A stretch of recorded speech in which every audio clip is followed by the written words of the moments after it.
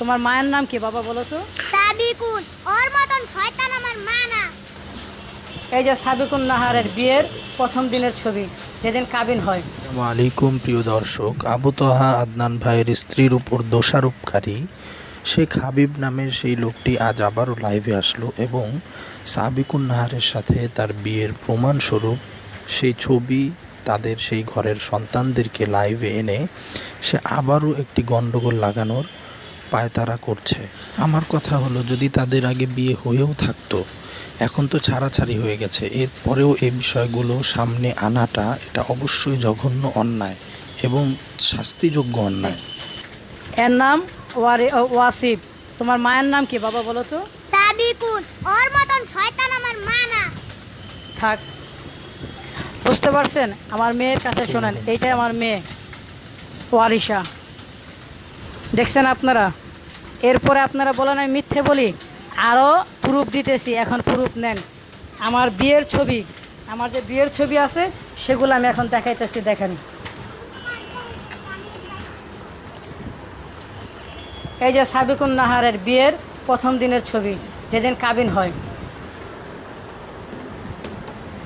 আরও আমি দেখাইতেছি আপনাদের। এই হলো ও সই করতেছে কাবিন নামায়, এবং ওর মা পিছনে হাত দিয়ে মুখ ঢেকে রাখছে, এবং ওর দুলাভাই শাহাবুদ্দিন।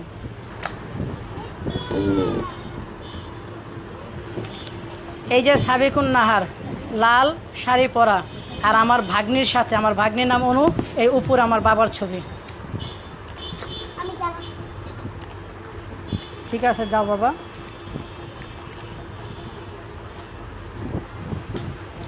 এই যে সাবিকুনের ছবি আর আমার ছবি দেখেন। এই যে আমি আর সাবিকুন, যে এখন আদনান তাহার স্ত্রী, যে আদনান তাহার স্ত্রী এখন, কিন্তু সে আদনান তার হইল তৃতীয় স্বামী। সাবিকুন নাহার তার প্রথম স্বামী আমি, তার দ্বিতীয় স্বামী মোহাম্মদ সিরাজ, যে একজন তেল ব্যবসায়ী চট্টগ্রামের। এখন তার তৃতীয় স্বামী হলো আদনান তাহা, যাকে নিয়ে ওই গুম হয়েছে না কি হয়েছে সেটা আল্লাহ পাকি ভালো জানে। আমি দোয়া করি যার যার মায়ের সন্তান তার কাছে ফিরে আসুক, তার কাছে ফিরে যাক। কিন্তু আমি তো তার সম্বন্ধে আদনান তাহা তার সম্বন্ধে কিছু বলতে চাই না, জানিও না, তার সম্বন্ধে বলারও প্রয়োজন নেই। আমি বলি, মিডিয়া বা ফেসবুক বা ইউটিউব যেভাবে সাবিকুন নাহারকে নিয়ে বলতেছেন, তার চোখের জল দেখে আপনাদের চোখের জল পড়ে যায়। যার কথা শুই না সে বিদেশ চলে যাবে তার স্বামীকে নিয়ে, আহা হা, তার কি মহব্বতের কথা আপনারা শুই না, তার কথায় আপনারা পড়ে গেছেন। ওই যে বলের একটা কথা আছে, মাগুর মাছের অশ্রু, ঠিক আছে, তা ওর অশ্রুর ভিতরে যাবেন না। আমি খারাপ, একটি স্বামী, প্রথম স্বামী খারাপ, দ্বিতীয় স্বামী খারাপ, তৃতীয় স্বামী এখন ভালো, কারণ তার টাকা পয়সা আমাদের চাইতে অনেক। সে তার গাড়ি আছে, বাড়ি আছে, বাড়ি আমারও আছে, 6তলা বিল্ডিং, আমার নিজের একটা ফ্ল্যাট আছে, 2টা ফ্ল্যাট, ঠিক আছে। তারপরেও ও আমার চাইতে বড় আরেকজনকে ধরছে, তারও বিশাল 6তলা বাড়ি ছিল, ঠিক আছে, ব্যবসা আছে, তারে ছেড়ে সে আরেকটা ধরছে, এবং প্রতিজনের কাছ থেকে ও দেনমোহরের টাকাগুলো তুইলা নেয়। কিছুদিন আমার সাথে তো 7 বছরের সংসার, পৌনে 7 বছর বা 7 বছর সংসার।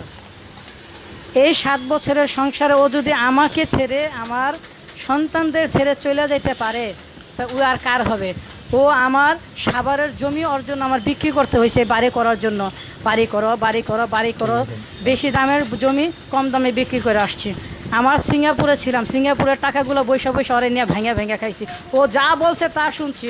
ও আমারে নিয়ে এক জায়গায়, আমার বাসা ভালো না, আমার বোন ভালো না, মা ভালো না, ঠিক আছে, ওদের বাসায় যাইতাম, ও থাকতাম ওইখানে 6 মাস 3 মাস ভাড়া হিসাবেও, 5তলা ভাড়া হিসাবেও আমরা রাখছে। আমি সেখানেও গেছে ভাড়া দিয়ে থাকছি। ও এইভাবে করে আমরা না চাইছে, যাক না চাইছে ভালো কথা। যেদিন আমি জানতে পারি বা ওর মুভমেন্ট আমি দেখি খুব খারাপ, যখন ছাড়াছাড়ি হবে, তারপর মুভমেন্ট দেখে একসময় ছাড়াছাড়ি হয়, আমার সাথে দুর্ব্যবহার করে, ওর মায়ের বাসায় 1 সপ্তাহ চলে যায়। আমার সন্তানগুলারে আমার বাড়িতে রাইখা ওর মার বাসায় 1 সপ্তাহ করে চলে যেত। এইটা সেই সাবিকুন নাহার, যার অশ্রু দেখে আজকে সারা বাংলার মানুষ কাতর হয়ে গেছেন। কিন্তু আমি তো জানি ওর অশ্রুর ভিতরে কি, ওর ঘুমটার তলে হেমটান আছে, ওর ঘুমটার তলে হ্যামটান আছে। ও সমস্ত পর্দাশীল মহিলাদের, পর্দাশীল মা বোনদের ওই কলঙ্কিত করছে। ওর পর্দা আছে কিন্তু পর্দার ভিতরে আর কিছুই নাই, সব খারাপ আর খারাপ, খারাপ আর খারাপ।